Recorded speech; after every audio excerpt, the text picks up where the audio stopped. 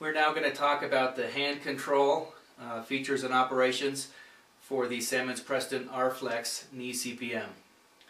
I'm holding here the hand control. You'll note surrounding it is a rubber, kind of a bumper guard. Looking at the hand control itself in this blue colored portion, up at the top you'll see 3 red LED windows. The top one here is labeled range of motion. That window is going to tell you most of the time the range that the machine is at that moment. And then the 2 windows across from each other, the one on this side on your left is extension, and then the other side is flexion. The numbers we've got in there right now are -10 to 120. So this would be 10 degrees of hyperextension to 120 degrees of flexion. Below that, I'll show you the buttons that you have here. You have EXT, correlates with the extension. Below the other window you have FLX, which correlates with the flexion window.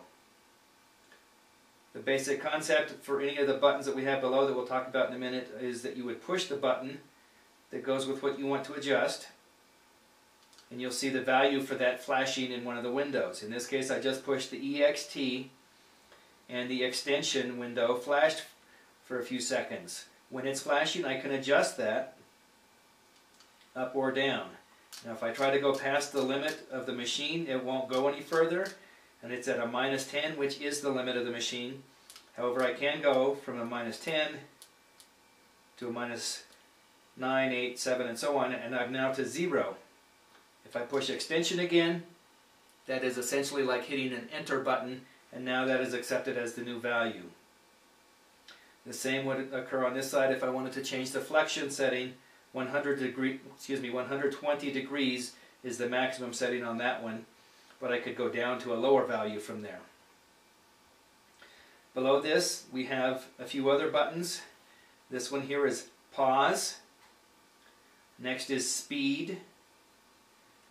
The orange button at the bottom is stop/start. On this side we have force at the bottom right and timer at the top right.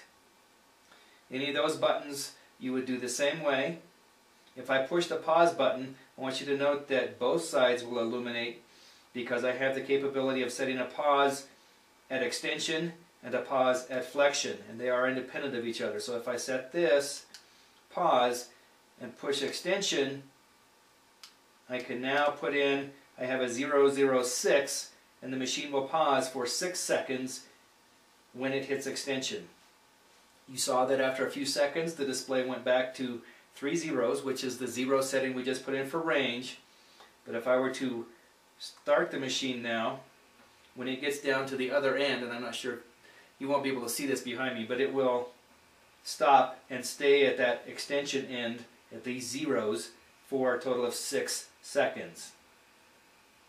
I could have done the same thing on the flexion side as well if I had wanted to put a value in there.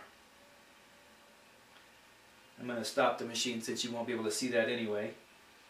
The next button down is speed. We have speed settings, and if you push speed, now you'll see that flashing occurs in the top window. I couldn't push it quite quickly enough.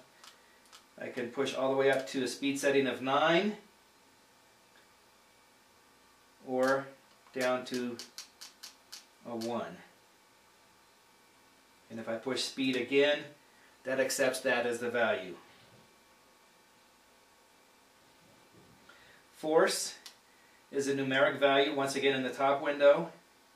The value maximum there is a 9, which you can find out by trying to push it and make it go any higher, and it will not. Or you can take it down to a lower setting. Force is a safety feature relative to the numbers that are in here. The higher the number, the higher the force it takes for the safety feature to engage. And basically when that does engage, the force threshold that is met, if it is exceeded, will cause the machine to stop at that point and turn around and go the other direction. So the lower you have that, the less force that takes to occur. for your troubleshooting, you may want to be aware of that. If someone has that force on a low number, like a 1 or a 2 or a 3, and the leg that's in here is a larger or heavier leg, it may be that between the muscle guarding and the weight of the leg, the tenseness of the client in it and so forth, it may be enough to cause the machine to turn around and back away from the motion that it's programmed to do. So something to be aware of in that force setting for you. Timer is the last button we've got here. This is in seconds, and we can go up to a lot of seconds in there simply by pushing and holding that button, and you'll see that it accelerates faster. So I'm going to zero that back down, but that is how you would adjust a timer. That basically means that this machine, once start is pushed, will run until the time value that was put in there runs out. So it's a timer that you put a value in and it counts down, and then the machine will stop running. Then most importantly, down at the bottom, as we've already hit a couple of times, the stop start button. The same button is what they will push to stop at one time and start at the next. That's with pretty much any CPM on the market. If a client has the machine running and they push stop, the next time they push start, it will be going the opposite direction. That's another safety feature. So in case they were feeling something uncomfortable and they didn't want to proceed any further, if they push the stop button, they can rest assured that when they begin the movement again, it's going to move away from whatever that discomfort was, not further into it. So that's the stop and the start button. I'm going to see if I can move aside and show you real quickly how that functions.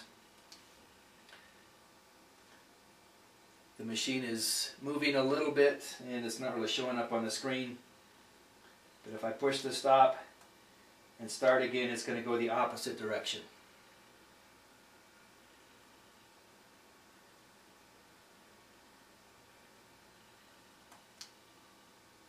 That's the hand control for the R Flex knee CPM from Sammons Preston.